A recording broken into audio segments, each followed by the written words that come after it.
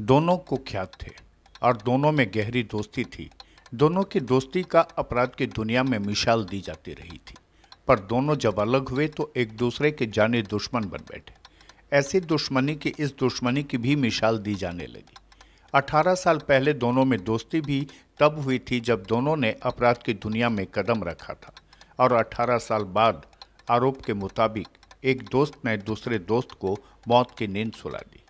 यह कहानी है कुख्यात कारू और धर्मा की। दोनों में कभी दांत काटी दोस्ती थी, लेकिन जब दोस्ती में दुश्मनी ने जन्म लिया तो इसकी भी कहानी बननी शुरू हो गई।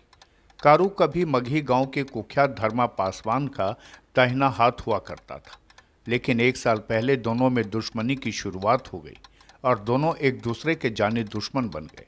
यह कहानी बिहार के जमुई जिले के झाझा अनुमंडल की है। जमुई जिले के कई थानों का सिरदर्द रह चुका कारू पासवान की हत्या से पुलिस ने भले ही राहत की सांस ली है, पर कारू गिरोह के बदले की कार्रवाई से आम लोग सहमे हुए हैं। दरअसल 18 साल पहले 2004 में कारू ने अपराध की दुनिया में अपना पहला कदम रखा था। हत्या की घटना से आपराधिक अध्याय की शुरुआत की थी, जो 2006 में धर्मा पासवान के साथ परवान चढ़ा और हत्या, अपहरण, लूट, फिरौती, डकैती जैसे कई संगीन घटनाओं को अंजाम देकर अपराध की सीढ़ियां चढ़ते हुए धर्मा के साथ मिलकर भी एक से एक बढ़कर एक एक घटना को कारू ने अंजाम दिया था। पर 9 अगस्त की रात सोए अवस्था में कुख्यात कारू के सिर में गोली मारकर उसकी हत्या उसके घर के अंदर कर दी गई, और घटना की जानकारी मृतक के परिजनों को नहीं हुई तो लोगों के साथ पुलिस भी हैरत में पड़ गई। घटना झाझा थाना क्षेत्र के वार्ड संख्या 13 के छोटी चांदबारी मोहल्ले की है। हत्या की वारदात को अंजाम देकर अपराधी मौके से फरार हो गए और परिजनों को घटना की भी जानकारी सुबह तब हुई जब घर के लोग नींद से जागे।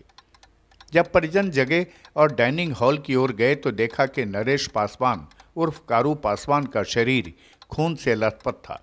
घर वालों ने शोर मचाना शुरू किया, जिसके बाद आसपास के लोग भी मौके पर पहुंचे। घर के परिजनों ने देखा कि सिर में गोली मारकर कारू पासवान की हत्या कर दी गई है। घटना की जानकारी झाझा पुलिस को दी गई। घटना की जानकारी मिलते ही झाझा थानाध्यक्ष राजेश शरण, एसआई वीरभद्र सिंह, एएसआई दिलीप चौधरी, पोतनराम चौधरी दल बल के साथ घटनास्थल पर पहुंचकर मामले की जांच में जुट गए और परिजनों से पूछताछ की। पुलिस ने मृतक के शव को जब्त कर पोस्टमार्टम के लिए जमुई भेज दिया। बता दें कि मृतक का आपराधिक इतिहास था और इसके खिलाफ झाझा थाना में हत्या, लूटपाट, अपहरण जैसे 10 से अधिक मामले दर्ज हैं। मृतक कारू पासवान ने 3 शादी की थी।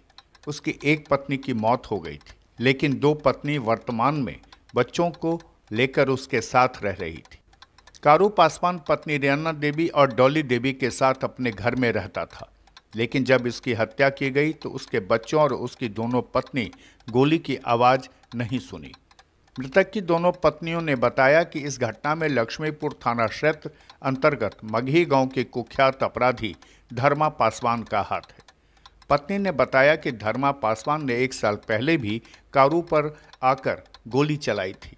इस घटना का थाना में केस भी दर्ज किया गया था। क्या देखे आप? मतलब कि हम सर केवाड़ी मेरा लगा हुआ था सर। हम बाहर जो मतलब कि यहाँ नीचे से हम भगा रहे थे इनको, यदि खोलिए केवाड़ी, नहीं खोले तो ई रूम से दीदी निकला, मतलब पहली पत्नी वो नहीं निकला। मेरा केवाड़ी या वो मेरा लड़का केवाड़ी खोला ना, तो हम सर यहाँ आके खड़ी हो गए। तो हम इसको बोल रहे थे कि लगो पापा की लगो मतलब हल्का सा पीता था सर, पी खा के सुतल नीना ना पूरा।